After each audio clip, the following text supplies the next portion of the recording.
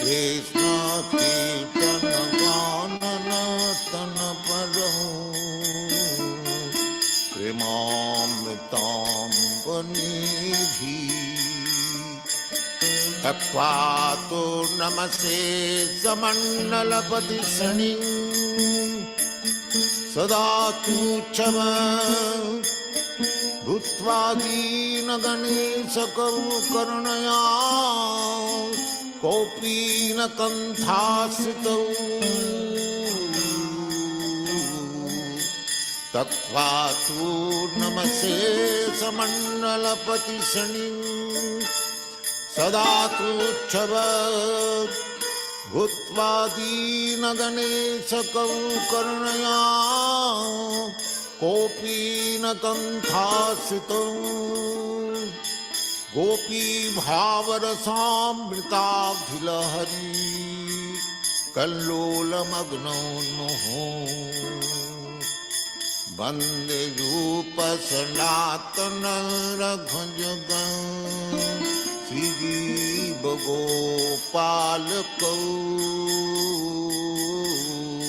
कृष्ण कीर्तन कानन तन परौ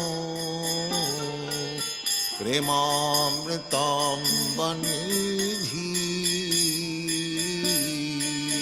कृष्ण कीर्तन कानन तन परौ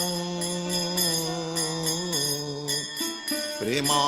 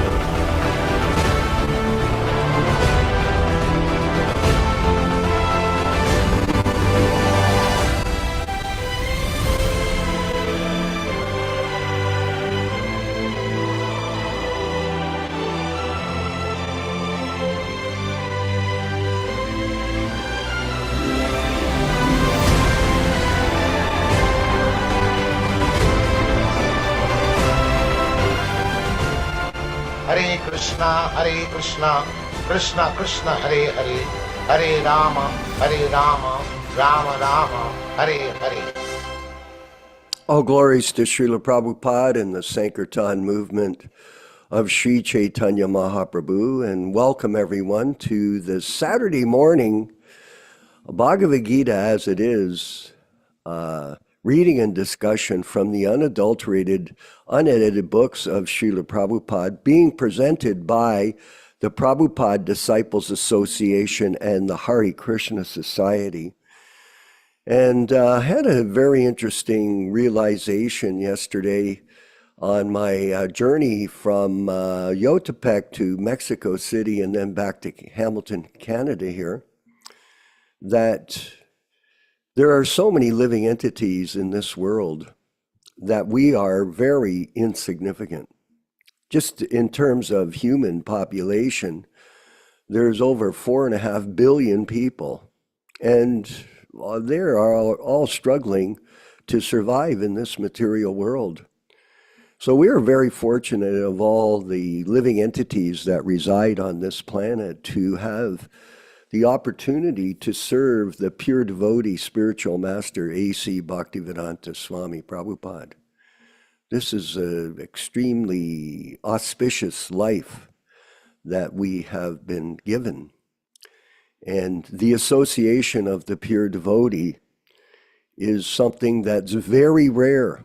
And that's why when you hear us constantly explaining the philosophy of Guru Tattva to others, it's because we're stressing this valuable treasure that we have, and we want to share it with others.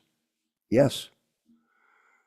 This is the business of the Prabhupada disciple, is to serve his spiritual master without motivation, without adulteration, without personal ambition. For example, we perform this service of sadhana bhakti for everyone without any salary. I put a post up on the Prabhupada Disciples Association, and if you go to our Facebook page, if you happen to be in the Facebook world or social media world, you'll see that we constantly maintain this site, this group page, and we get over a million views of our posts per year, 1 million. And it is appearing that people are very receptive to the information that we're delivering because it's the truth. Yes, it's the truth.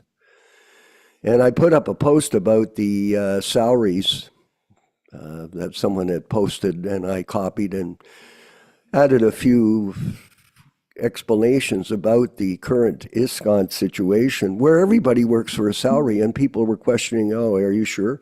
And I got a notice from one of our godbrothers that in England, the total salaries that they pay out in the year to operate the British Yatra is £2 million of salaries. So it's far beyond what we thought, what it was, and people were questioning, well, I'm not sure. Well, that's because you don't know. You're affected by the deep state of confusion that the ISKCON movement has propagated for the last 50 years. And this is an unfortunate situation, and we're working as a society, the Hare Krishna Society, and we've been registered since 2002, and maintain the charitable status. And by the way, if you want to donate to the society, please go ahead and do it. Don't be shy. We don't take an administration fee. We don't take salaries. We don't deduct expenses. And all the money that we collect is being used for propagating Krishna consciousness, specifically nowadays for the publishing of Prabhupada's books, the printing of them on a small scale, and for our membership, and because a lot of people cherish the original books without adulteration, very much so.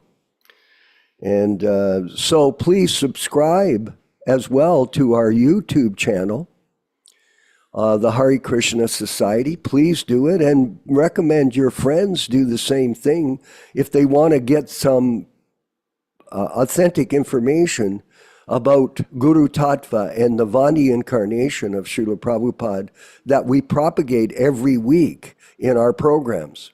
And it's not that we're repeating the same thing. We're reading from the scriptures where Prabhupada is constantly teaching us these principles of spiritual life that some people don't understand. They think Vapu is more important than Vani. This is absolutely wrong. Vani is the essence. And when more that you read the books, the more you can appreciate them. And we're blessed, and I feel very blessed personally, that I've been a devotee since 1970. So that's, 70, 30, 54 years.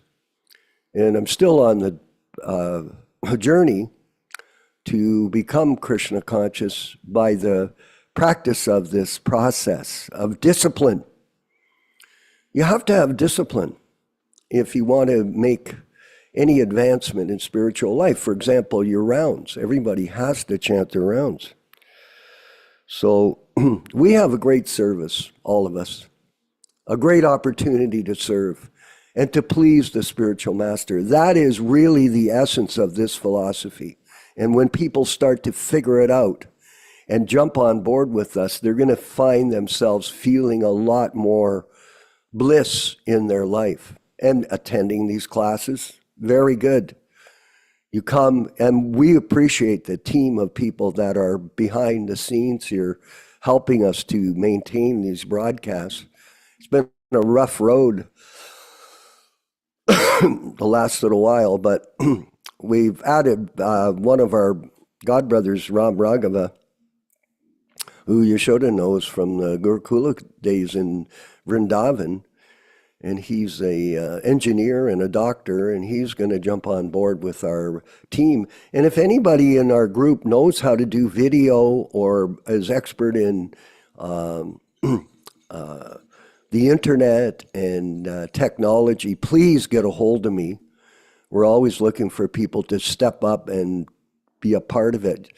We don't have all the skills that some of the young people do, but we can certainly use your help in propagating our mission of our campaign of information to dissipate the darkness of illusion that's been created by the ISKCON deep state.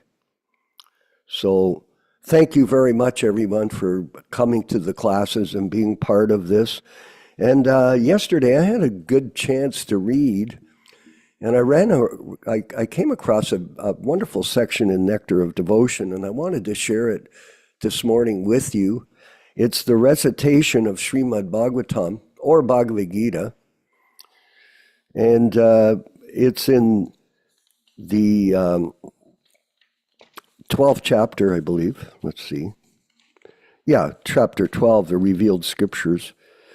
And Prabhupada's stressing this point, and Prabhupada's essays, explanation of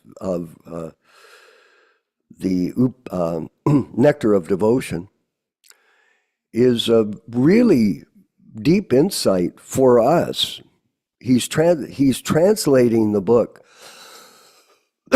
and giving us a clarification of what to understand from Rupa Goswami. And Yashodanandana made a very interesting point on Thursday, which has really captivated my mind. And it's a fact that if you're hearing Nectar of Devotion from Srila Prabhupada, you're actually associating with Rupa Goswami. Amazing, eh? You're associating with one of the greatest Vaishnavas in the history of mankind. So this Vani incarnation, this repetition of the truth from the pure devotees of the Lord, is a great blessing to everyone. And we're going to read this section. And I'm going to highlight just quickly as we go through some of the key points. And we're at recitation of the Srimad Bhagavatam. Srimad Bhagavatam, it's on page 124 in my edition. Let me see. No, keep going. Recitation of Srimad Bhagavatam. Keep going. Keep going. Keep going. Thank you. Let me see.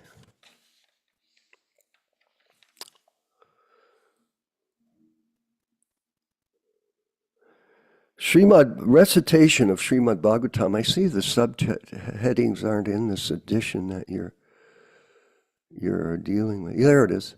Srimad Bhagavatam is the desire tree of Vedic wisdom. Veda itself means the aggregate of knowledge. And whatever knowledge is required for human society is perfectly presented in the Srimad Bhagavatam. There are different branches of knowledge in the Vedic writings, including sociology, politics, medicine, and military art. All these and other branches of knowledge are perfectly described in the Vedas. So, as far as spiritual knowledge is concerned, that is also perfectly described there. And Srimad Bhagavatam is considered to be the ripened fruit of this desire-fulfilling tree of the Vedas. A tree is honored by the production of its fruits. For example, a mango tree is considered very valuable because it produces the king of all fruits, the mango. When the mango fruit becomes ripened, it is the greatest gift of the tree, and Srimad Bhagavatam is similarly held to be the ripened fruit of the Vedic tree, and as ripened fruit becomes more relishable when first touched by the beak of a parrot or a suka, so Srimad Bhagavatam has become more relishable by being delivered through the transcendental mouth of Shukadeva Goswami. Srimad Bhagavatam should be received in disciplic succession without any breakage. When a ripened fruit comes from the upper part of the tree onto the ground by the process of being handed down from a higher branch to a lower branch by the persons in the tree, the fruit does not break. Srimad Bhagavatam, when received in the parampara system or disciplic succession, will likewise remain unbroken. Now, in the ISKCON group, this fruit of the Vedic knowledge has been broken by these bogus gurus. Such knowledge must come down through the disciplic succession through authorized persons who know the real purpose of the Shastra, not profit, adoration, and distinction, which is the motivation of these people. Sri Chaitanya Mahaprabhu recommended that one learn Srimad Bhagavatam from the mouth of the self-realized person called Bhagavatam. Bhagavat means in relation with the Supreme Personality of Godhead, Bhagavan. So the devotee is sometimes called Bhagavatam. And the book which is in relationship with devotional service to the Supreme Personality of Godhead is also called Bhagavatam. Sri Chaitanya Mahaprabhu recommended that in order to relish the real taste of Srimad Bhagavatam, one should take instruction from the person Bhagavatam. Srimad Bhagavatam is relishable even by a liberated person. It was admitted by Shukadeva Goswami that although he was liberated from within the very womb of his mother, it was only after relishing Srimad Bhagavatam that he became a great devotee. Thus, one who is desirous of advancing in Krishna consciousness should relish the purport of Srimad Bhagavatam through the discussions of authorized devotees. And that's why in our group, we're the Prabhupada Disciples Association. This acronym is very important and carefully selected by us to identify our position in this world. We are Prabhupada disciples in association with each other. There's no concoction here. Some people minimize that. Oh, PDA. Try to understand what it is. It's the Prabhupada Disciples Association. We're focused, and we're making new devotees. We're having an initiation on the, I believe it was on the 8th. Like, what's the date? And where 3 new people in Mexico were initiated as Prabhupada disciples. And I just sent a message to Kishore, Krishna Kishore, congratulating him on his wonderful service in Mexico, on maintaining this proper understanding of the disciplic succession. In the Srimad Bhagavatam, 2nd canto, 1st chapter, 9th verse, Shukadeva Goswami admits that although he was very much attached by the impersonal Brahman, when he heard the transcendental pastimes of the Supreme Personality of Godhead from his mouth, Vyasadeva, he became more attracted to Srimad Bhagavatam. The idea was it was also a self-realized soul, and his mature contribution and transcendental knowledge was delivered to Shukadeva Goswami in the matter indicated. The importance of discussing Srimad Bhagavatam in the society of devotees. Don't be an island unto yourself, everybody. That's a mistake. Prabhupada wanted us to come together and enjoy this transcendental subject matter as a group, not individuals. Although everybody is individually in a position to think what they want or do what they want, when you actually surrender and decide to commit to a society of devotees like the Hare Krishna Society, Prabhupada Disciples Association, then you can make a real advancement. The importance of discussing Srimad Bhagavatam in a society is explained by Shaunaka Muni during the meeting at Naimisharanya in the presence of Sutta Goswami. Sutta Goswami confirmed that if someone is fortunate enough to associate with a pure devotee of the Lord, His Divine Grace, A.C. Bhaktivedanta Swami Prabhupada, even for a moment, that particular moment is so valuable that even those pious activities which can promote one to the heavenly planets or give liberation from material miseries cannot compare with it. In other words, those who are attached to Srimad Bhagavatam do not care of any kind of benefit from elevation to the higher planetary kingdoms or for liberation, which is conceived of by the impersonalists. As such, the association of a pure devotee, of pure devotees, is so transcendently valuable that no kind of material happiness can compare with it. In the Hari Bhakti Sudadaya, there is a conversation between Prahlad Maharaj and his father Hiranyakashipu, in which Hiranyakashipu addresses Prahlad in that way. My dear son, association is very important. It acts like a crystal stone, which will reflect anything which is put before it. Similarly, if we associate with the flower-like devotees of the Lord, and our hearts are crystal clear, then certainly the same action will be there. Another example given in this connection is that if a man is potent and if a woman is not diseased, then by their conjugation there will be conception. In the same way, if the recipient of spiritual knowledge and the deliverer of spiritual knowledge are sincere and bona fide, and when we speak about bona fide, His Divine Grace A.C. Bhaktivedanta Swami Prabhupada in his Vani incarnation, there will be good results. So rejoice, everybody. All glories to the Sankirtan movement and the teachings of Rupa Goswami presented by Srila Prabhupada in the Nectar of Devotion. We'll move forward with the reading of the Bhagavad Gita and the discussion led by a wonderful devotee, one of really my best friend in the world is Yashodanandana Prabhu. He is such a wonderful example of dedication to Srila Prabhupada, and we're very blessed to have him lead us in these discussions every day, every week. All glories to Srila Prabhupada. Haribol.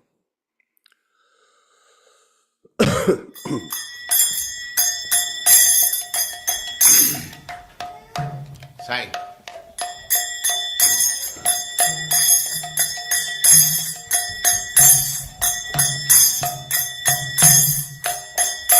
Jaya Radha Madhava Punya Bihari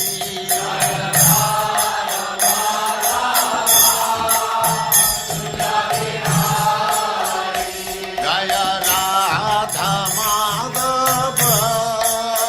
Punya Bihari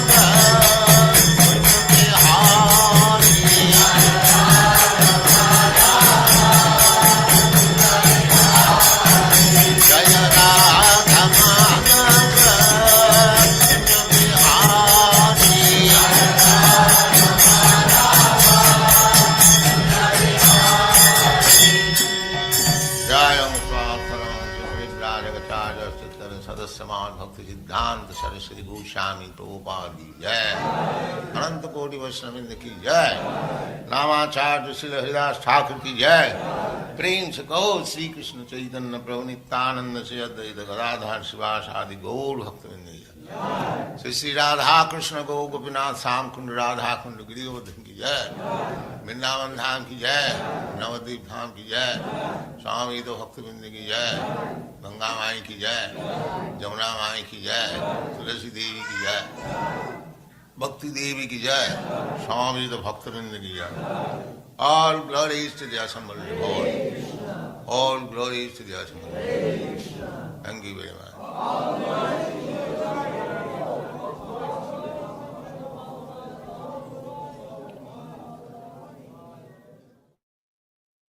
Om Namo Bhagavate Vasudevaya. Om Namo Bhagavate Vasudevaya. Om Namo Bhagavate Vasudevaya. O my Lord Sri Krishna, the son of Vasudeva, the all-pervading personality of Godhead, I offer my respectful obeisances unto you from Srimad Bhagavatam 1:1:1. Narayanam namaskritya. Narayanam namaskritya. Naram cheva narottamam. Naram cheva narottamam. Devim Saraswatim Vyasam. Devim Saraswatim Vyasam Tato Jayam Mudirayet. Tato Jayam Mudirayet. One should utter the means of conquest, Srimad Bhagavatam and Srimad Bhagavad Gita, Godhead Narayana. 2. To the Narayana Rishi, who is the supermost human being. 3. To the Mother Saraswati, the goddess of learning. Then 4. To Srila Vyasadeva, the author, from Srimad Bhagavatam 1-4. Welcome everyone to this reading and discussion on Srimad Bhagavad Gita. This discussion is based upon the original, non-edited, non-interpolated, and non-adulterated original edition, the 1972 Macmillan edition of Bhagavad Gita.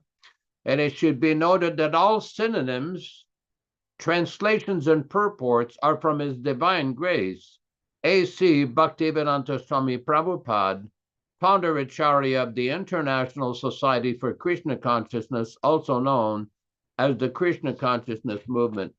Before we start the recitation of the verses that Srila Prabhupada himself personally introduced in New York in the early part of 1966, I just want to point out an important point. Somebody pointed out, why are you reciting a verse from the Srimad Bhagavatam in the readings of the Bhagavad Gita and Chaitanya Charitamrita? Well, for one thing, Srila Prabhupada introduced that verse for the Srimad Bhagavatam classes. But the Bhagavad Gita itself is found originally in the Mahabharata, and in the Mahabharata it begins with that specific verse.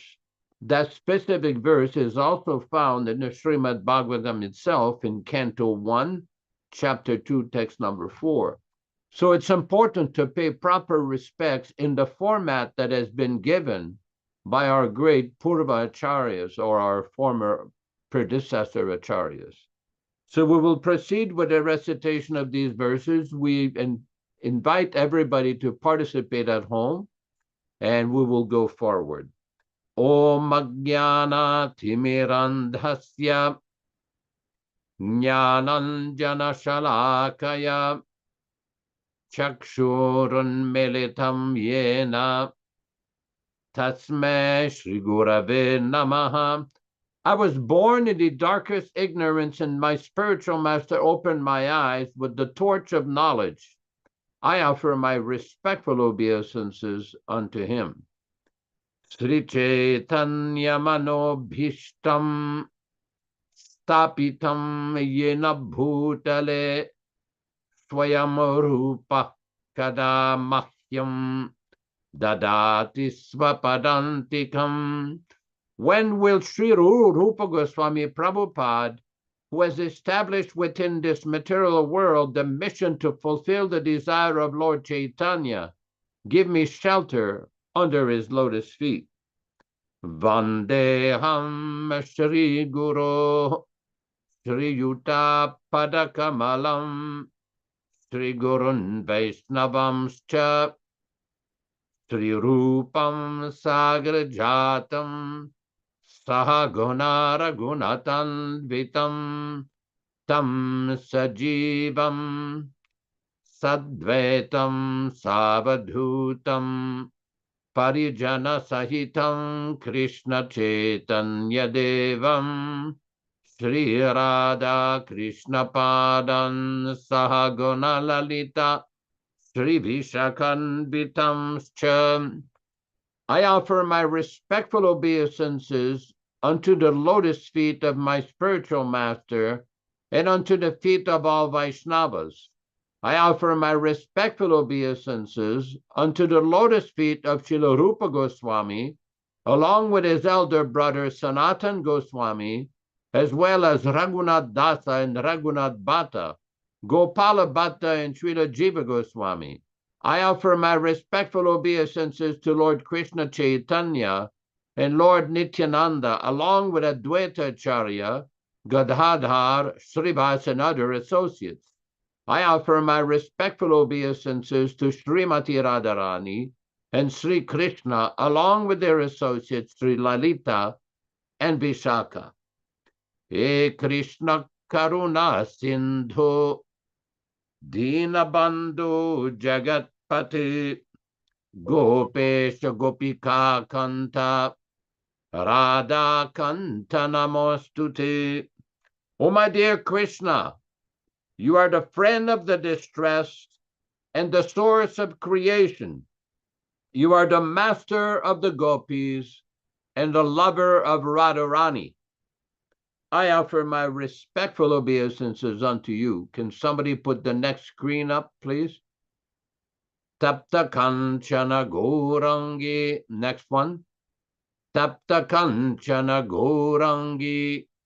Radhe Vrindavaneshwari.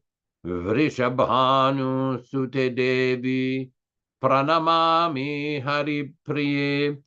I offer my respects to Radharani, whose bodily complexion is like molten gold, and who is the queen of Vrindavana. You are the daughter of King Vrishabhanu. You are very dear to Lord Krishna. Vanchakalpa tarubhyascha kripa sindubhya evacha patitanam pavanebhyo vaishnavebhyo namo namaha. I offer my respectful obeisances unto all the Vaishnava devotees of the Lord who can fulfill the desires of everyone, just like desire trees, and who are full of compassion for the fallen souls. Sri Krishna Chaitanya Prabhu Nityananda Sri Advaita Gadadhara Sri Vasadi Gaura Bhakta Vrinda Hare Krishna, Krishna Krishna, Hare Hare, Hare Rama, Rama Rama, Hare Hare. I want to make a few comments before we start here. as I'm looking at the screen here, I see that Vishwakarma behind him is a wonderful picture of Lord Narasimha. Mother Rochisa Devi in Montreal, Canada, Srila Prabhupada smiling upon all the participants. Pier Angelo in Switzerland as little baby Krishna, smiling, and then Nilsham in Florida as Lord Krishna and Arjuna, right there, very appropriate for the Bhagavad Gita reading, right behind him. So it's another one, Michael Dillon, I believe, is a picture of Krishna. Krishna Katha is still trying to find his Bhagavatams to put them up on the screen, but that's going to come eventually. But thank you very much for this wonderful display. It's a good reminder of the transcendental nourishment that Srila Prabhupada has given to everybody by introducing all of this transcendental nectar, which is reflected on the screen. We will proceed with our reading of Bhagavad Gita today. We are reading from chapter 12, text number 3 and 4. Ye tvaksharam anirdeshyam avyaktam paryupasate sarvatragam achityam cha kutascham achalam dhruvam saniyamyendriyagamam sarvatra samabuddhayaha te prapnuvanti mameva sarvabhutahite rataha. Ye, those to but aksharam, which is beyond the perception of the senses, adirdeshyam, indefinite, avyaktam, unmanifested, paryupasate, completely engages, sarvatragam, all-pervading, achintyam, inconceivable, cha, also, kutashtam, in the center, achalam, immovable, dhruvam, fixed, saniyamya, controlling, indriyagramam, all the senses, sarvatra, everywhere, samabuddhayaha, equally disposed, te, they, prapnuvanti, achieve, mam, unto me, eva, certainly, sarvabhutahite, all living entities, welfare, rataha, engaged. Translation by Srila Prabhupada. But those who fully worship the unmanifested, that which lies beyond the perception of the senses, the all-pervading, inconceivable, fixed and immovable, the impersonal conception of the absolute truth, by controlling the various senses and being equally disposed to everyone, such person engaged in the welfare of all, at last achieve me. Purport by His Divine Grace, Srila Prabhupada. Those who do not directly worship the Supreme Lord, the Supreme Godhead Krishna, but who attempt to achieve the same goal by an indirect process, also ultimately achieve the supreme goal, Sri Krishna, as is stated. After many births, the man of wisdom seeks refuge in me, knowing Vasudeva is all. When a person comes full knowledge after many births, he surrenders unto Lord Krishna. If one approaches the Godhead by the method mentioned in this verse, he has to control the senses, render service to everyone, engage in the welfare of all beings. It is inferred that one has to approach Lord Krishna. Otherwise, there is no perfect realization. Often there is much penance involved before one fully surrenders unto him. In order to perceive the supersoul within the individual soul, one has to cease the sensual activities of seeing, hearing, tasting, working, etc. Then one comes to understand that the Supreme Soul is present everywhere. Realizing this, one envies no living entity. He sees no difference between man and animal because he sees soul only, not the outer covering. But for the common man, this method of impersonal realization is very difficult. Om Ajnana Timirandasya Jnananjana Shalakaya Chakshurunmilitam Yena Tasmai Shri Gurave Namaha. Namo Vishnupadaya Krishna Prestaya Bhutale Srimate Bhaktivedanta Swaminiti Namine. Namaste Saraswate Deve Gauravani Pracharine Nirvishesha Shunyavadi Paschatya Deshatarine Bhakti Siddhanta Shishyaya Bhakti Vedanta Namine Prasannaya Prashantaya Tasmai Shri Gurave Namaha. Bhagavad Vandanam Khadyam Guru Vandana Purvakam Shiram Sharkara Yuktam Kadate Visheshataham Adadana Dhanteridam Yachi Punah Punaham Srimaduru Papadam Bhoja Dhulisyam Janma Janmani Amsho Bhagavatosmyaham Sadadasu asmi sarvata tat kripa pikshako nityam tat prishta shatakaromi swam Sri Krishna Chaitanya Prabhu Nityananda Sri Advaita Gadadara Srivasadi Gaura Bhakta Vrindam Hare Krishna Krishna Krishna Hare Hare Hare Rama, Rama Rama, Hare Hare. This particular verse in this section of Bhagavad Gita is very important to understand the clear difference between the impersonalist and the personalist, between the Vaishnavas and the Advaitins, or impersonal monist. It is very essential to understand that the path of impersonal pursuit is very troublesome, very difficult. But Srila Prabhupada mentions in this purport very nicely, when we see here what he says, after many births, Prabhupada says, those who do not directly worship the Supreme Godhead Krishna, but who attempt to achieve the same goal by an indirect process, also ultimately achieve the supreme goal Sri Krishna. As is stated, after many births, the man of wisdom seeks refuge in me, knowing Vasudeva is all.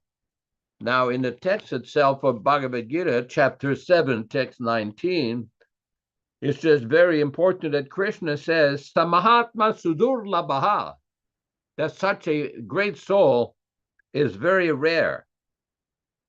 Now, it's very interesting in the beginning of all the deliberations that were taking place after Srila Prabhupada's departure in 1977, one very clever person saw, well, since Prabhupada's disciples are all very rare and are all Mahatmas because they're taking shelter of Vasudeva, therefore it's quite acceptable that some of us are on that level of being, Paramamsas or Uttamadhikaris.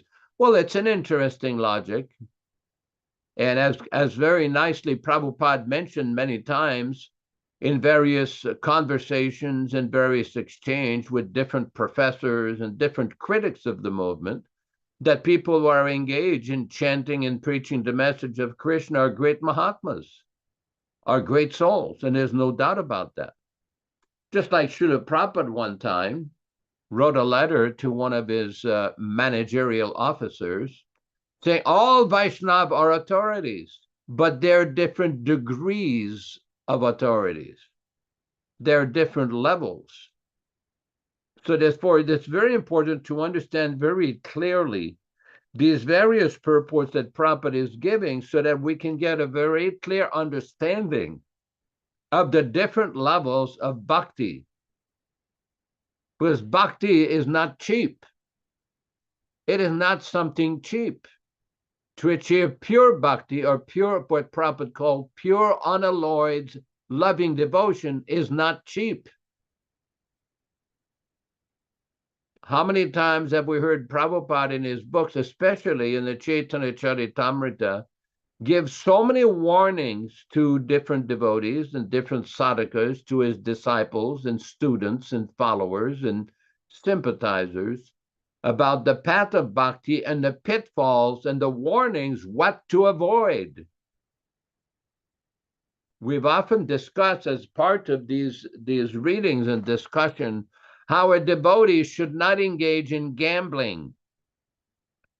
It was explained to me in 1969 in Montreal by a very nice devotee, Sripati, that gambling also involves mental speculation or concocting or manufacturing different interpretations that are not given or explained by Srila Prabhupada. And how many times have we seen this? We've seen this so many different times, especially on various important issues about disciplic succession, initiation, instructing spiritual master, initiating spiritual master, numerous related instructions which Srila Prabhupada has given. Many times people say, oh, what you people are proposing is not in a tradition. And my first reply is, tradition according to whom? Where do we get our information about bhakti tradition? From our guru, Srila Prabhupada, the founder Acharya of the International Society for Krishna Consciousness, the actual Acharya of the Krishna Consciousness movement. Just this morning, while preparing for this class, I went to the PrabhupadaBooks.com website, and I was locating the various prayers that we recite every time we have a Bhagavad Gita class. Again, those prayers are not my personal choice. They were Srila Prabhupada's introduction. Because sometimes people say, well, why do you keep repeating that every week? Because Prabhupada did. That was given by Srila Prabhupada. Those mantras, those shlokas, besides being very sacred and potent, are even especially potent in that way that Prabhupada assembled them, because he gave them to all of his followers. He gave them for all of his student and disciple, those who are interested and have taken a vow to follow the discipline given by Srila Prabhupada should very carefully learn this, every word there.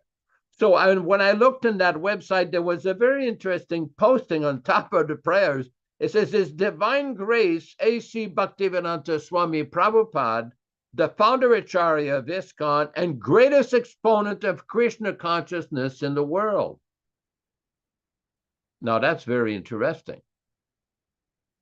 because we have seen since 1977 various persons who are persons with a poor fund of knowledge and understanding, and even a poorer sense of realization, trying to put themselves as Prabhupada's successors on the basis that, well, excuse me, we were with Prabhupada. We were on morning walks with him. We directly, physically associated with him. We got so many letters from him. Some of us were chosen as his managerial appointees. Some of us were GBCs or temple presidents or this or that. Therefore, we know better than all of you rank and file devotees. Oh, really? Really? Well, let's read again, because this point has not been understood by some people. I assume that everybody in this group correctly understands this point. That's why they seem to be very eager to hear the message of Bhagavad Gita and Bhagavatam. Again, this is from Chaitanya Charitamrita, Madhya Lila, chapter 18, text 99. And Prabhupada says at the end of this purport, this incident at Kaliyadaha is very instructive for those eager to advance in Krishna consciousness. Well, what is the purport? This is very important. Madhya Lila, chapter 18, text 99. Chapter 18, text 99. Srila Prabhupada said, the puzzled people who visited Sri Chaitanya Mahaprabhu were actually seeing Lord Krishna, but they were mistaken in thinking that Lord Krishna had come to Kaliya Lake. They all said that they had seen Krishna directly. Oh, thank you, Rupa Prabhu. Rupesh Prabhu. They all said that they had seen Krishna directly performing his pastimes on the hood of the serpent Kaliya, and that the jewels on Kaliya's hoods were blazing brilliantly, because they were speculating with their imperfect knowledge. They saw Sri Chaitanya Mahaprabhu as an ordinary human being and a boatman like in the lake as Krishna. One must see things as they are through the mercy of a spiritual master. Otherwise, if one tries to see Krishna directly, he may mistake an ordinary man for Krishna or Krishna for an ordinary man. Everyone has to see Krishna according to the verdict of Vedic literatures presented by the self-realized spiritual master. A sincere person is able to see Krishna through the transparent via medium of Sri Gurudeva, the spiritual master. Unless one is enlightened by the knowledge given by the spiritual master, he cannot see things as they are, even though he remains constantly with the spiritual master. This incident at Kaliyadaha is very instructive for those eager to advance in Krishna consciousness. Now, many of you, if you're familiar with various postings on the internet, and if you have read various essays and articles on these various issues we are discussing, obviously know that there's different levels of understanding of Srila Prabhupada's instruction. We often discuss this point about Vani and Vapu. And some people have concluded, erroneously, that their Vapu is more important than Srila Prabhupada's Vani, that associating with their Vapu is more important than listening to Srila Prabhupada. One such person in Florida, a very elderly devotee, made a comment once that people cannot understand Prabhupada's purport unless they get instruction and commentary from a senior devotee. Oh, really? Prabhupada has become so mysterious, his language has become so unclear that they have to go through you to understand what he says? No. It's pretty clear. It's very clear.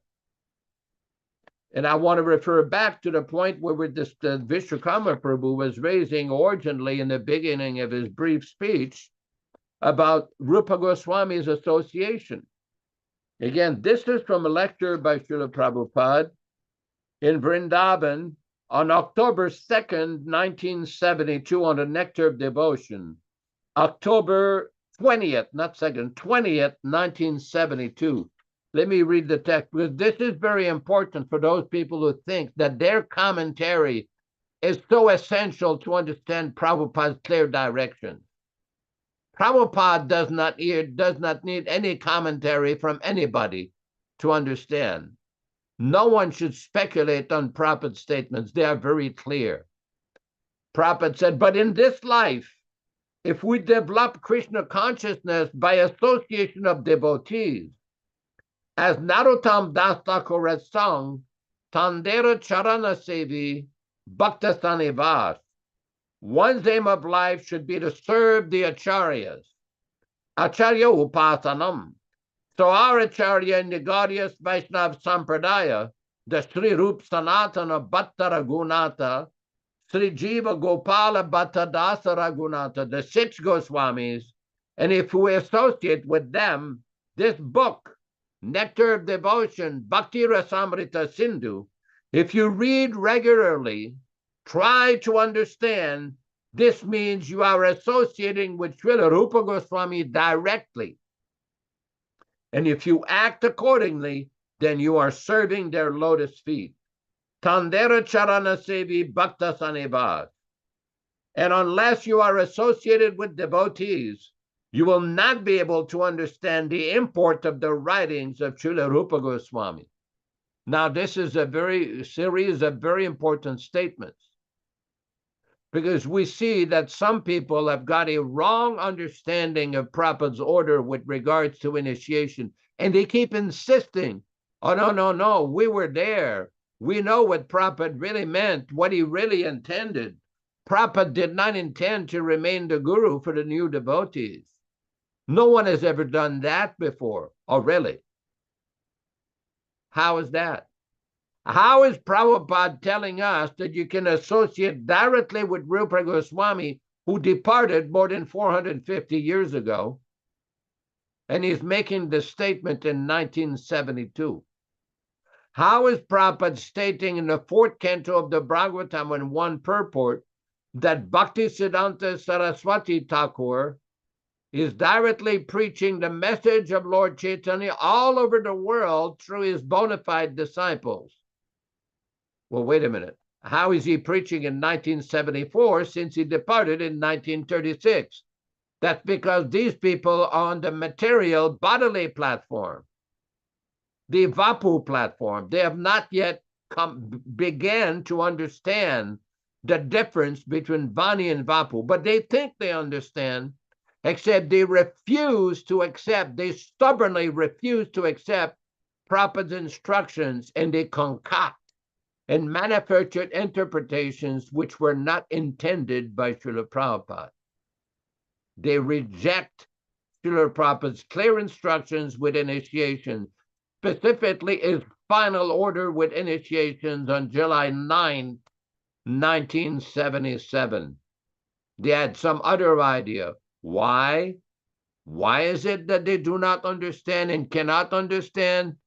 Besides being stocked on a Vapuvad platform, enviousness of the Acharya, which leads to mental speculation. Prabhupada one time made a statement in one conversation. You cannot argue that, sir, you've told me this before. Why you're telling me this now? Prabhupada said, that is not surrender. Surrender means that you have to accept the spiritual master's instruction without speculation, without false interpretation. It's interesting, almost every person who quotes this little line, disciple of my disciple, conveniently forgets the 3 words before, when I order. And when we repeatedly ask them the question and challenge them, well, when did Prabhupada specifically order any of his disciples? In 1977, as Diksha Guru or successor acharyas, the silence is deafening. Thank you very much. To whom it may concern. Hare Krishna. Yes, it concerns all of us. All the Prabhupada disciples that are following in the disciplic succession. And I wanted to go back to the Yashodanandana Prabhu as well, to the verse and purport today, text 3 and 4, and highlight a specific sentence that Prabhupada mentions in his purport. If one approaches the Godhead by the method mentioned in this verse, he has to control the senses, render service to everyone, and engage in the welfare of all beings. Now, Prabhupada taught us that the highest welfare work that you can render to someone is to give them Krishna consciousness. And nowadays, people, I saw a recent video of people engaged in food distribution. And this, of course, goes on in India quite elaborately. And they constantly distribute prasadam, so-called. I don't know how they're offering it or who they're offering it to and what they're doing, but they take this Bashu Ghosh, he takes great pride in sitting behind the table and handing out puris. Okay. So you're feeding kids. They have this Akshaya Patra program in South India, which is spread all over India. They distribute millions of plates of food. It's a very honorable activity. There's no question about it. But is that our business, is to engage in feeding people? Well, the fact of the matter is that we are not vegetarians, we are Krishnatarians. And our business is to distribute prasadam, properly offered to Srila Prabhupada and then distributed to others. I wanted to, so this welfare work that goes on, opening up hospitals, Radhanath has gone ahead and done that. And so-called Gurukulas, Gopal has done that, like this type of welfare work to attract donations. There's actually a way to get money. One of the easiest ways to get a donation when you go on the street is to tell people, I'm helping kids. And then they come out and they give a donation. Oh, you're feeding kids. Okay, I'll donate. Not, here's a book on spiritual life, how you can make advancement. Would you give a donation? No, but I'll give a kid. I'll give money to feed kids. So it's a way of engaging in collecting money. It's a leverage. So that's common. I wanted to read about welfare work. We're going to go to the 5th chapter, 25th verse of Karma Yoga, Action, and Krishna Consciousness, and get a better understanding of what real welfare work is. And text 25, one who is beyond duality and doubt, whose mind is engaged within, who is always busy working for the welfare of all sentient beings, and who is free from all sins, achieves liberation in the Supreme. Purport by Srila Prabhupada. Only a person who is fully in Krishna consciousness can be said to be engaged in welfare work for all living entities.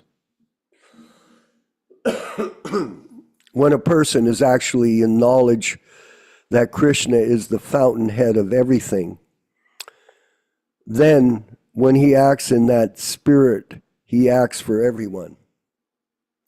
The sufferings of humanity are due to forgetfulness of Krishna as the supreme enjoyer, the supreme proprietor, and the supreme friend. Therefore, to act to revive this consciousness within the entire human society is the highest welfare work. That's our business. One cannot be engaged in first-class welfare work without being liberated in the Supreme. A Krishna-conscious person has no doubt about the supremacy of Krishna. He has no doubt because he is completely freed from all sins. This is the state of divine love. A person engaged only in ministering to the physical welfare of human society cannot factually help anyone. And anybody that's in the guru position that directs people like that is misleading them. Temporary relief of the external body and the mind is not satisfactory.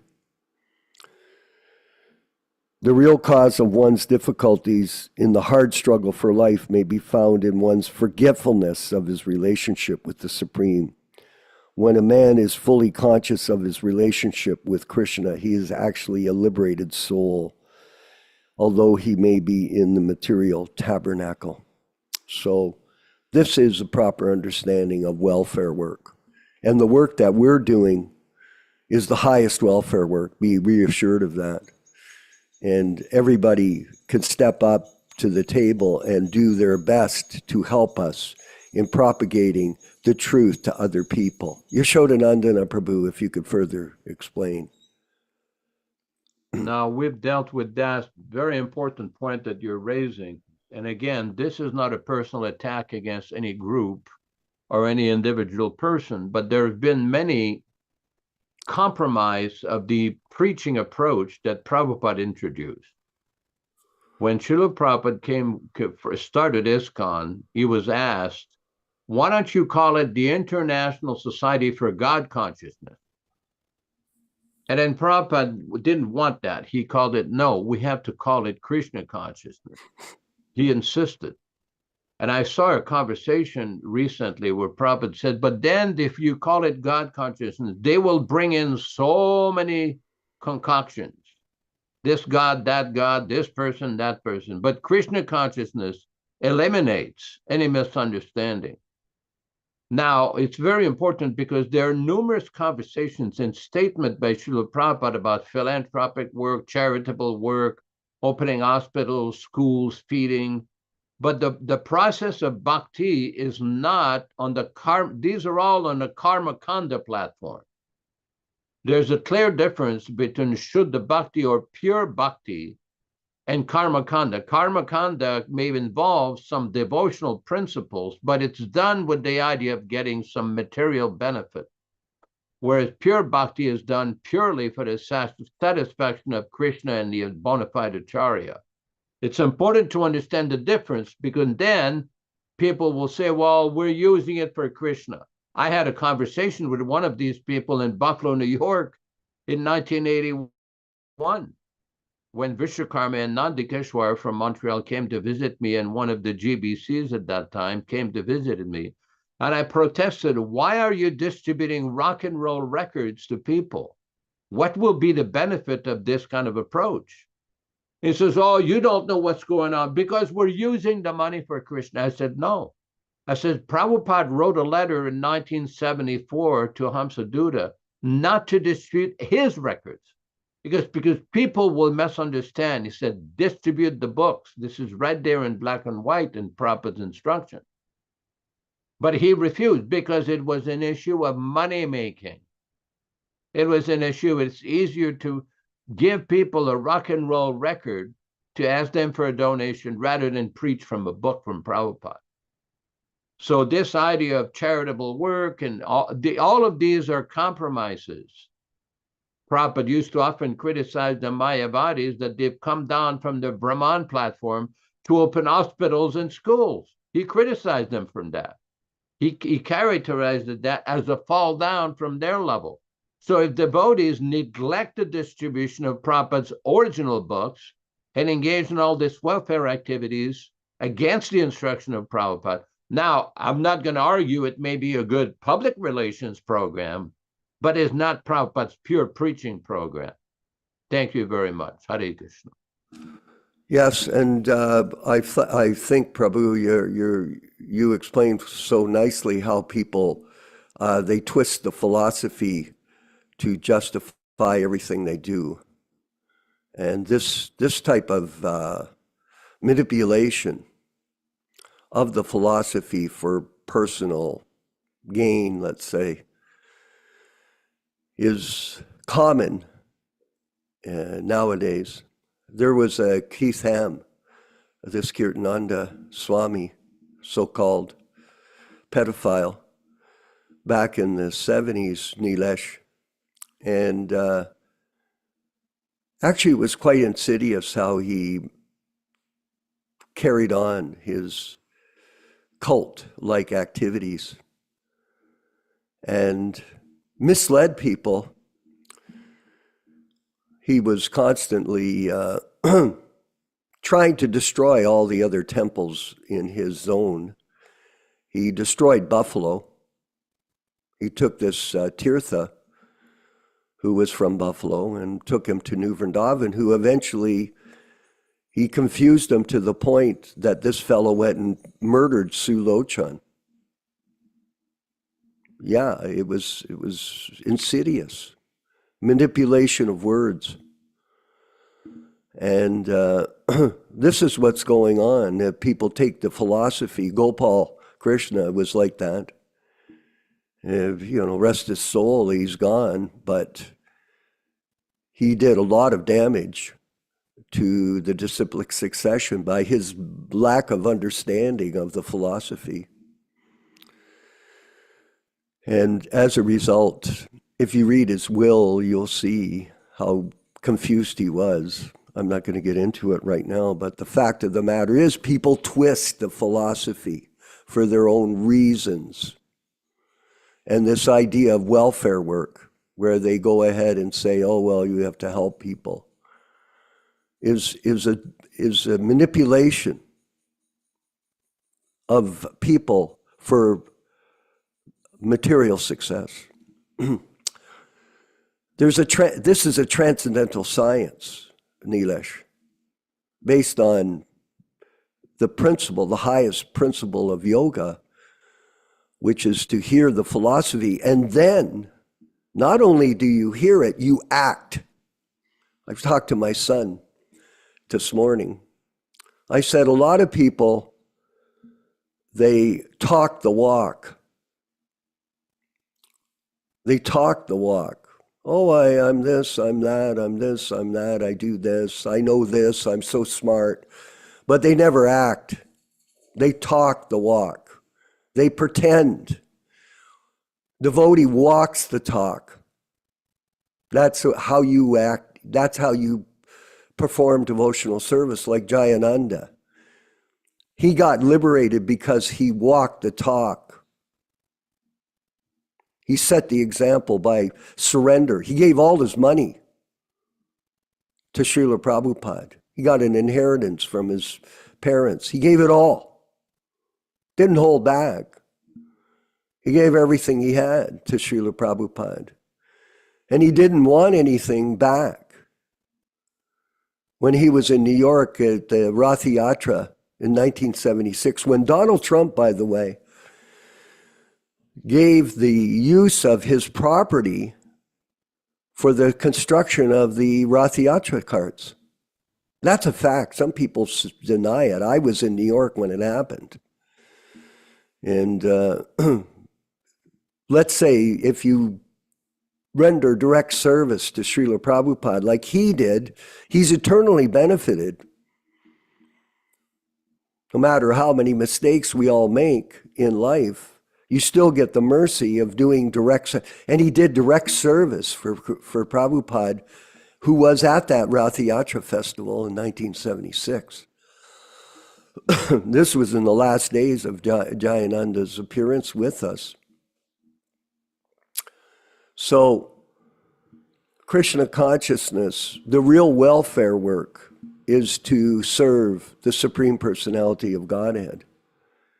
And these people that misconstrue the philosophy, like Radhanath, for example, yeah, he has. I keep on referring to this Mayavadi book he wrote. Look at it. This thing is a sin. This is a sin. You read this. This is misleading people completely off the path of devotional service.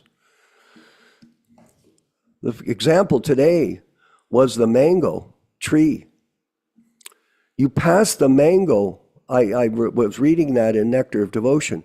The way you pass the mango down from the top of the tree is you carefully handle it from one person to another till it reaches the bottom, and you can take the fruit undamaged. I had that experience in Kinshasa, Africa. We had a mango tree at where our condo was, and this person got up on the top of the tree and he carefully brought it down. You don't take the mango and throw it on the ground. That's not how you do it. That'll damage the fruit, the king of fruit. So you don't take the disciplic succession and just reinvent it, misconstrue it, and then play games like people do. We're just, unfortunately, in a situation that this kind of abuse of the truth has been propagated by these 11 original initiating spiritual masters who are all fraudulent completely. We've exposed it. Oh yeah, it's exposed. There's no question of it. They're in denial, and that's not a river in Africa. They're in denial, Nilesh. They're pretending that they can. I've put out that challenge for people, I'm just playing with it, Nilesh. Social media is a vehicle to communicate to millions of people. Yes, it is. And we're trying with our group to expand our influence, but we're doing the best we can with what we've got. But the distortion of the truth is going on at a high level with these people. And we have to be careful with it. We're going to get Dharma Bhavana to give us a few comments, and we'll go to you, Nilesh, with your question. Dharma Bhavana in Dallas, Texas, please, if you could give us a few insights. Can you get the mic? Is it working? No. Rupesh, put it on. Dharma Bhavana. Okay, I think I got it. Thank you, Hare Krishna. Your hand there. Yeah, thank you. Very nice class. Yeah, I'm just kind of reflecting upon how the general statement is for devotees that we can associate with Srila Prabhupada, read the books, associate with devotees, and learn Krishna consciousness, teach also. But one should not be duplicitous. One should not be deceptive. And I was just thinking to myself recently how the Bhagavad Gita edits and changes. It doesn't show on the front of the book. It seemed like if devotees were proud of this, they would show the name of the editor and also how many paintings or photos are taken out or missing. But it's just no information about that practically at all. I was just recently in India. I saw this book. It's like a big, thick Bhagavad Gita with a hardcover, and it was in Karnataka language, Kannada, and there was only about 11 or 12 pictures in it. But in the original Bhagavad Gita, there was, I don't know, 40 plus pictures, a lot of pictures. And to me, those pictures help us to understand a lot what is being spoken about. And I'm sorry this has already been covered a whole lot, but why is the editor's name not shown on the front? Why is it not explained with all the different evidences why the editing is necessary? Yashoda, maybe you could comment on that, please. Well, again, this is not a very important point which has been raised. Why should we take out the pictures and the statements that were approved by Srila Prabhupada? One cannot take this out. There was a book that's been printed, a little booklet that's been published by Giroratti in the Philippines, which shows exactly all the paintings that have been taken out of the original Bhagavad Gita and so many other statements that were taken out of Bhagavad Gita. Now, it's important to understand that all of these changes are very dangerous, actually. Srila Prabhupada did not authorize any disciple to change his books and mutilate, take the pictures, do this, do that. This is not authorized. That revised Bhagavad Gita is not authorized. And anybody who distributes it, preaches from it, is not authorized. No acharyas in the history of Vaishnavism have changed a word of the original acharya of their sampradaya. In this movement, they have no respect, no common sense. Very dangerous tendency, very dangerous tendency. Hare Krishna. I see that Rupesh has put up a wonderful letter from Srila Prabhupada in regards to welfare work. Actually, this world is like a hospital. We all are like sons of a rich man running mad in the streets. Our Father, Krishna, or God, is the wealthiest father, and we are all his sons gone mad. Someone is thinking, oh, give him food, that will help, or give him a house or clothes, this or that. But the madness is still there. So this kind of bodily welfare work will not help. The world is supposed to be a place for curing men of their variety of diseases or madness and sending them back home like a hospital. But men have now got the mistaken idea to make a permanent settlement in this madhouse.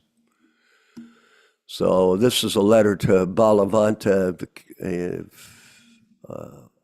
from Calcutta on the 18th of February, 1972.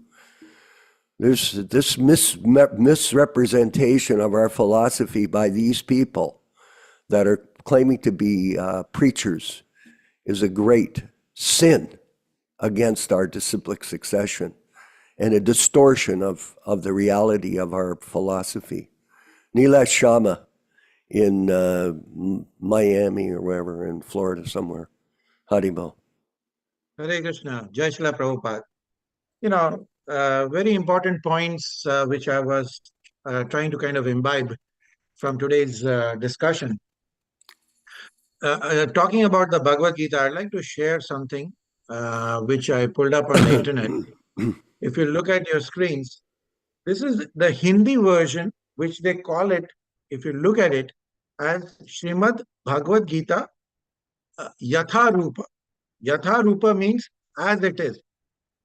Now, if you notice, they are putting up Srila Prabhupada's pictures. They have changed the pictures, but they want to portray it as if this is being done by Srila Prabhupada himself. And they are marrying into their own philosophy into this. And if it is Yatharup, meaning as it is, then it should be all over as it is. It should not be any changes or anything. Then don't call it Yatharupa. Don't call it as it is. Because that translation also is wrong. You can look it up in the translation also, what does Yatharupa mean? And this way you can kind of cross-check. So if you want to portray your own philosophy, go ahead and portray your philosophy, but don't piggyback it on saying that this is Srila Prabhupada's philosophy, which is not. And that is what irks the real disciples of Srila Prabhupada. You see? So you got to understand the unique position of Srila Prabhupada and why during his lifetime, he insisted that no changes need to be done. It is since 1977 that these systematic changes have been done, and now the newer generation doesn't even know about it. And that is the problem where these points have to be raised and re-raised again to remind us that the path of devotional service is a very narrow path. It is as narrow as the edge of a sword. It is said that it is as narrow as an edge of a sword. So if you deviate slightly, you're not going to reach your destination. And this is where it is very important. And if you look at all the teachings of Prabhupada, Prabhupada has given us a very concentrated elixir of instructions. In the beginning of the class, Prabhu was talking about, gambling. If you notice, what are the 4 pillars of religion? And what are the 4 regulative principles which Prabhupada has told us? And what is it that marries these two things together? This is very, very critical because Prabhupada gives us one instruction, and when we follow that instruction, several other things associated with devotional service is also satisfied. Remember, the 4 pillars of dharma are what? Saucham, Satyam, Tapa, and Daya. Saucham, cleanliness. Satyam, truthfulness. Tapa, penance. And Daya, compassion. No meat eating. Why no meat eating? Because if you continue to eat meat and try to do devotional service, where will you have compassion? The compassionate heart in you will die off if you were to continue to eat meat eating. That's why Prabhupada says, stop eating meat. Why? So the compassion in your heart, which is a normal resident of you, which is you, the spirit soul, will come up. Then no intoxication. Can you do tapas or penance with intoxication? You cannot do that. Satyam, truthfulness. We all have gone to places of gambling. Example, any casino. We have all gone to Vegas or we've gone to some kind of a casino. There's a very famous casino here in South Florida called Hard Rock Cafe, which belongs to the Indian reservation. So they have built a very big casino over there. What is the first thing which you notice when you enter into a casino? It is full of cameras. Why? Because people have a tendency to cheat when you are involved with gambling. So how can Satyam, how can you be truthful if you continue to gamble? And of course, if you involve yourself in uh, illicit relationships, how can you maintain cleanliness? Cleanliness not only of the body, but cleanliness of the mind, cleanliness of your thoughts. So these two things, and if you notice, is that everything is so concentrated that any kind of dilution or any kind of changes of Prabhupada's instructions is going to deviate us clearly. You see, it is going to deviate us. You know. Now, the mention what with Vishwakarma lastly was about Srimad Bhagavatam is compared to a ripened fruit. Now, why is it called a ripened fruit? I refuse to accept, even when Srila Prabhupada says, because I want to know why is he calling the ripened fruit? Has anybody given it a thought? Why is Srimad Bhagavatam called the ripened fruit? Remember, the answer lies in the Bhagavad Gita itself. What does Krishna say in chapter 15, verse 15? Vedaicha sarver aham eva vedyam. In the books of knowledge, the Vedas, what is the real truth to be known? What is the real knowledge to be known? Vedaischa sarver, of all the Vedas. Aham, me, evam, only to be known. So that is why when Vyasadeva, what you call, that is why Prabhupada gives in the introduction of Srimad Bhagavatam, how did this Bhagavatam come about? Vyasadeva was very, very perturbed even after transliterating everything. Why? Because in this age of Kali, we are going to have so many problems. Number one, like if you notice right around us, right now, if you look at the socio-political aspects, like right now, the President of the United States just pardoned his son. Now, is this the example which we are looking for in our own personal lives? You see, if we have leaders like that who are going to, absolve people who are culprit just because they are my kinsmen, just like how Arjuna says, how can I kill them? Here, Krishna is telling not to only punish them, but to kill them. Now, are we going to be in that position to follow dharma? Look at Biden. He's so old. He's ready to almost transmigrate to another body. But he does not want to hold on to the principles of religion, but he wants to hold on to his kinsmen. This is the essence which we need to know. So who do we want to follow? Do we want to follow people who are very much involved in this material life where they want to just accumulate a lot of wealth, a lot of adoration, a lot of distinction? Or do you want to follow somebody who is very truthful, just like Srila Prabhupada? Srila Prabhupada circumambulated the globe 12 times in 11 years. Show me one picture, one place where Prabhupada must have gone to go for sightseeing. Like I'm in Paris, I want to go and see the Eiffel Tower. Or I'm in Hawaii, I want to go and see the Waikiki beach and I want to enjoy in the oceans. You will find plenty of pictures of the fake gurus doing so many things like this. But Prabhupada was only focused on one thing. What is that? Krishna consciousness. Why? Because the pleasure which he got in Krishna consciousness was far more than any material pleasures. So be very careful who you want to follow, why you want to follow. And of course, most of us, especially the youngsters, we are grown up in the age where we buy fruits and vegetables from grocery stores. We don't know what it is to pluck from a real tree, because everything is hydroponically grown.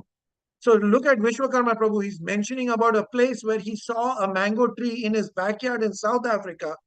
And when you taste the fruit, which is really ripened on the tree, not in transit to your grocery store, not in different stages of ripeness, but when it is ripened on the tree, it is so delicate and, so wonderful, just like avocados.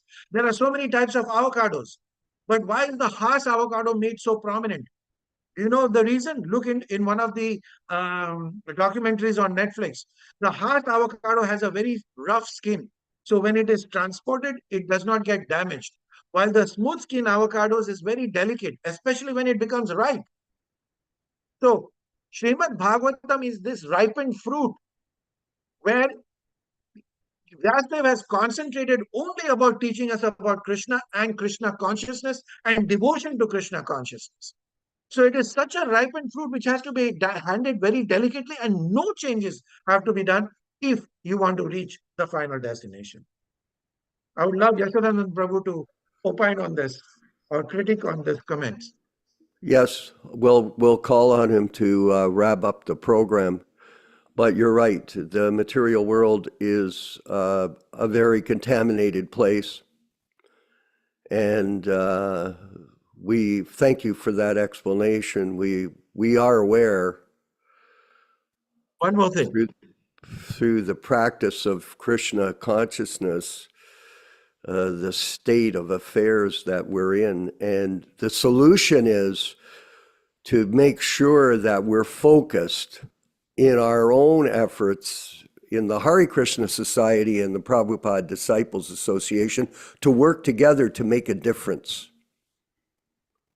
Prabhupada wanted us to do this, Prabhu, work together. And we're going to do that. We're going to carry on. We have, and I'll let you comment here after Yashoda speaks, but we do encourage people to donate to the Hare Krishna Society for our work.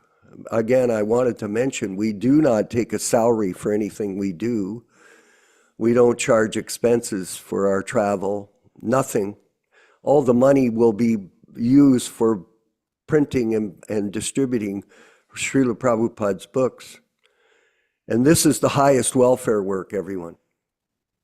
So if you have some Lakshmi, get a hold of us. You can put it in the Hare Krishna Society charitable organization, and it'll be used intelligently. Yashodanandana Prabhu, please, if you could comment. I just want to say that these various points that Neil Shyama Prabhu brought up are very, very important. And I like his very sharp analysis and insights. And also that beautiful picture of Krishna and Arjuna behind you. That's very nice.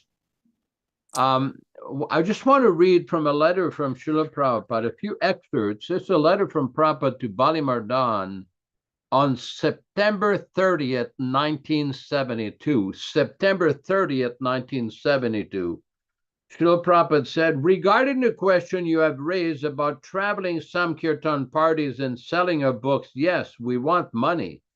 So that is the real preaching, selling books. Who can speak better than the books?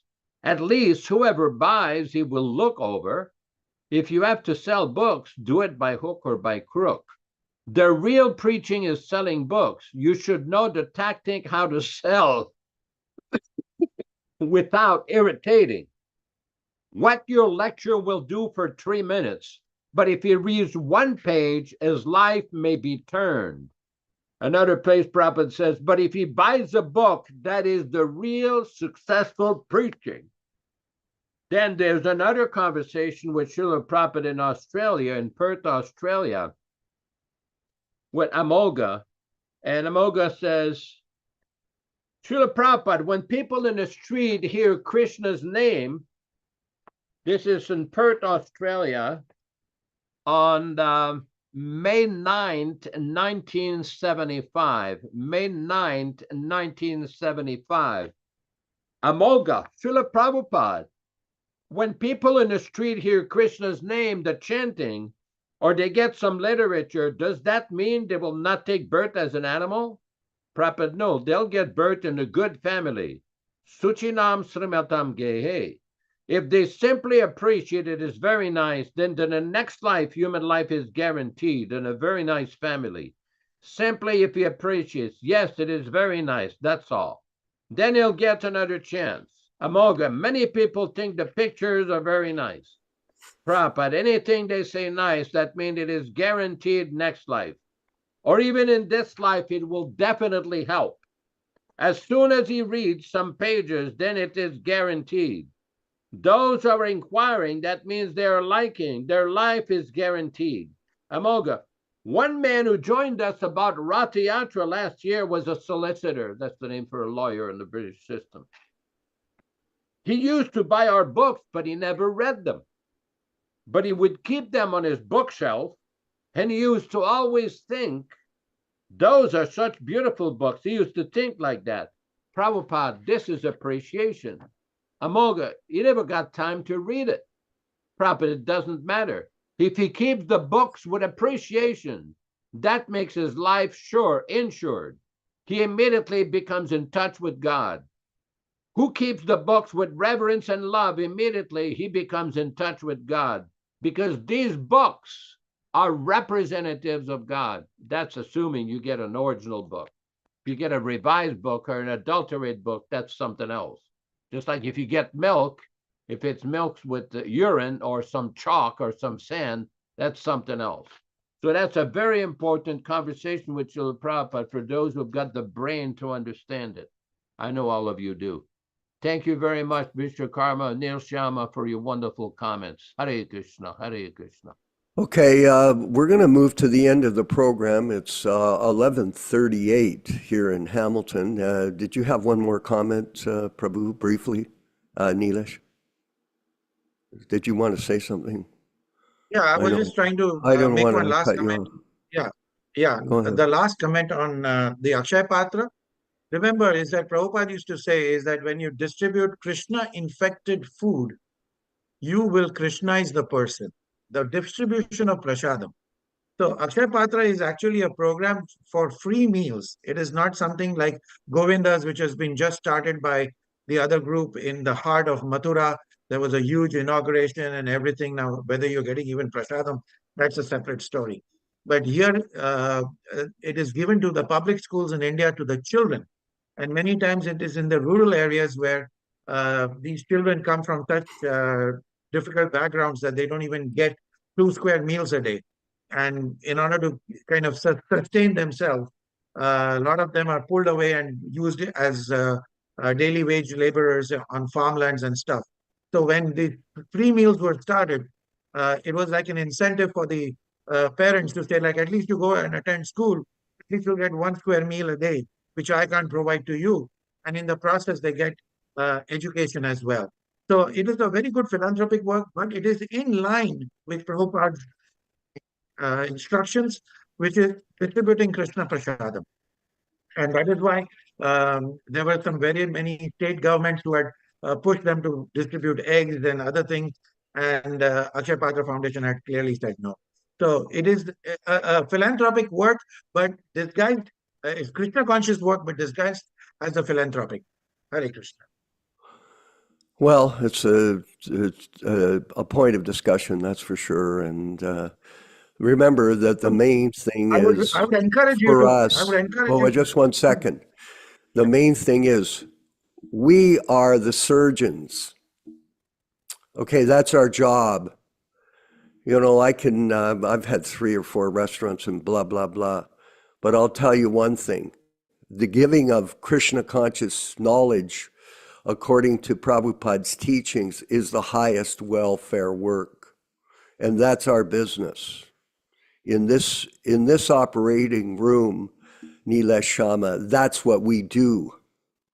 It's just like my surgeon, when he took the cancer out of my urinary bladder, he was focused on that and he did it successfully. So in the same way, that's our main focus, is to give the truth, not this other business, this altruistic work. Okay, people can do that. There's no harm in that. And it is a pious work that they're doing, but the real welfare work is the deliverance of transcendental knowledge from the lips of the pure devotee, unchanged. Don't change anything. Yashoda, your last comment? Again, this is a topic that we can discuss in more detail at some other time, but yes, we can move on towards the end of the program. Hare Krishna. Oh, thank you, everyone. Thank you, Nilesh. We'll. By the way, we'll take up the discussion tomorrow at our Srimad Bhagavatam class in the morning at 10 a.m. Eastern Standard Time here. And thank you, everyone, for being a part of our program and participating, whether you're speaking or listening. It's the same.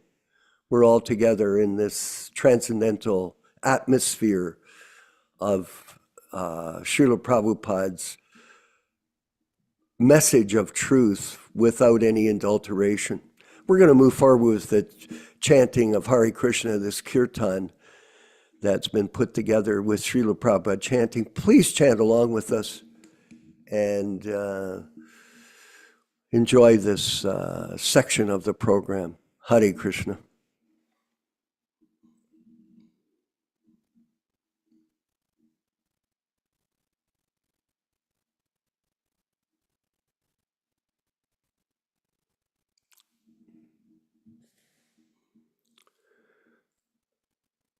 Hare Krishna, Hare Krishna, Krishna Krishna, Hare Hare, Hare Rama, Hare Rama, Rama Rama, Hare Hare. Hare Krishna, Hare Krishna, Krishna Krishna, Hare Hare, Hare Rama, Hare Rama, Rama Rama, Hare Hare. Hare Krishna, Hare Krishna, Krishna Krishna, Hare Hare, Hare Rama, Hare Rama, Rama Rama, Hare Hare. Hare Krishna, Krishna Krishna, Hare Hare, Hare Rama, Hare Rama, Rama Rama, Hare Hare. Hare Krishna, Hare Krishna, Krishna Krishna, Hare Hare, Hare Rama, Hare Rama, Rama Rama, Hare Hare. Hare Krishna, Hare Krishna, Krishna Krishna, Hare Hare, Hare Rama, Hare Rama, Rama Rama, Hare Hare. Hare Krishna, Hare Krishna, Krishna Krishna, Hare Hare, Hare Rama, Hare Rama, Rama Rama, Hare Hare. Hare Krishna, Hare Krishna, Krishna Krishna, Hare Hare, Hare Rama, Hare Rama, Rama Rama, Hare Hare. Hare Krishna, Hare Krishna, Krishna Krishna, Hare Hare, Hare Rama, Hare Rama, Rama Rama, Hare Hare. Hare Krishna, Hare Krishna, Krishna Krishna, Hare Hare, Hare Rama, Hare Rama, Rama Rama, Hare Hare. Hare Krishna, Hare Krishna, Krishna Krishna, Hare Hare, Hare Rama, Hare Rama, Rama Rama, Hare Hare.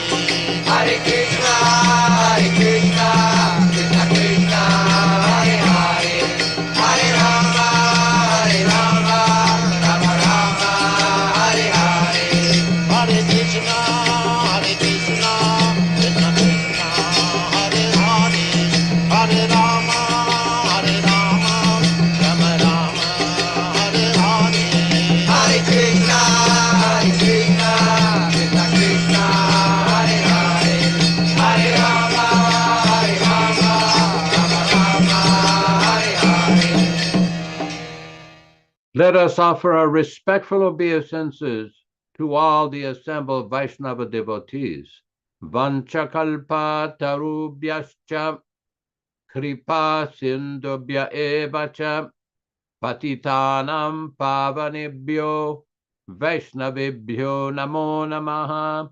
I offer my respectful obeisances to all the assembled Vaishnava devotees of the Lord, who are just like desire trees, who are full of compassion for the fallen souls. Thanks everybody for participating in his lively program. We invite everybody to come back tomorrow morning for Srimad Bhagavatam class at 7 o'clock a.m., corresponding to 10 o'clock a.m., Hamilton, Ontario time and Florida time. And thanks everybody for your comments, your participation, and all glories to Srila Prabhupada. Hare Krishna.